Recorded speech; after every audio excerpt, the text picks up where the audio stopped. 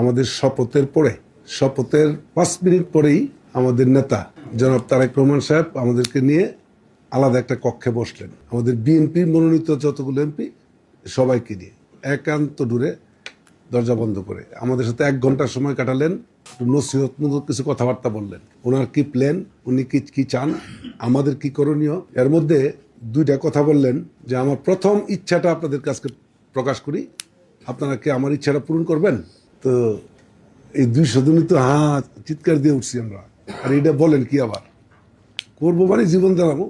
প্রথম ইচ্ছাটা হলো এই যে এমপিরা ট্যাক্স ফ্রি গাড়ি নেয়, এটা আইন করে বন্ধ করতে চাই। আর দ্বিতীয় ইচ্ছাটা হলো এই যে এমপি হলেই পরে ঢাকাতে একটা প্লট বরাদ্দ নেয়, এটা আর হবে না। কি বলেন?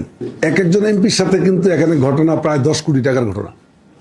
একটা প্লট আর একটা ট্যাক্স ফ্রি গাড়ি 10 কোটি টাকা হবে। আমরা সবাই 2 হাত তুলে সম্মতি দিয়ে দিছি। এই সম্মতিটা দেওয়ার পরে আমাদেরকে বলছে, সম্মানিত এমপি মহোদয়, আমি আজকের পর থেকে কোনো একজন সদস্যের বিরুদ্ধে এমন কোনো কথা শুনতে চাই না যেই কথাটা শুনলে পরে আমি বিব্রত হব, আমি বিব্রত হই।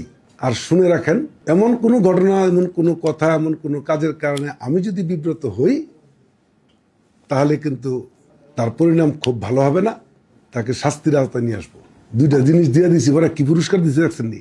গাড়ি আর বাড়ি দিয়ে দিলাম, পরে পুরস্কারটা কি দিছে? শাস্তির আওতায় নিবে যদি দুর্নীতি, অনিয়ম, 2 নম্বরই কিছু আমরা করি। আমরা এটাও কিন্তু ওনাকে ওয়াদা দিয়ে আসছি যে ইনশাআল্লাহ আপনার শিষ্য আমরা নতুন বাংলাদেশ গড়বো আপনাকে সাথে নিয়ে। আচ্ছা, আমরা যে কথাগুলি দিয়ে আসছি, আমরা কি ঠিক করছি না ভুল করছি ভাই? একটু জোরে বলি, পারবো তো? ওনারা যে কথাটা দিয়ে আসছি, এই কথাটা রাখতে পারবো না? Zero tolerance. আগের যে কোনো সরকার প্রধান আর আমাদের আজকের যিনি সরকার প্রধান, একটু ডিফারেন্স মনে হচ্ছে না? চলনে, বলনে, আচরণে, কথনে, ওনার প্রত্যেকটা কথা মনে হয় এটাকে ভাব সম্প্রসারণ করা যাবে।